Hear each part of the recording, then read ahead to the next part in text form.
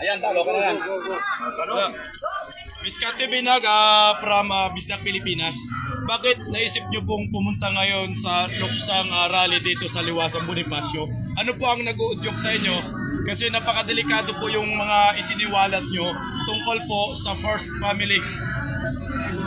Ano po again, parang nung lumabas ako sa inyo na po ako lumaban para malaman ko ng mga dito po yung pagkakaroon na hindi po dapat tayo na mga taong hindi tama ang pag-iisip dahil gumagamit po ng droga, nagpapaligiran po ng mga taong gumagamit ng droga, at saka po hindi po worth it, hindi karapat-dapat na mamulo dahil hindi po nakaranas ng paghihirap, but rather, wala pong ginagawa, kundi magnakaw sa kapal ng bayan. And ako, naniniwala ako na hindi ang si President Bongbong Marcos ang namuno sa ating halata naman po. Nakita niyo po nung sa ating birthday niya, siya consistent, hindi niya alam kung ano yung nangyayari sa bansa natin. At kaya po ako pumunta dito kasi matagal ko na po talaga gusto pumunta. And naawa po ako kasi nakikita ko talaga ang mamamayan dito dahil hindi na po talagang lumalaban, mula kumara,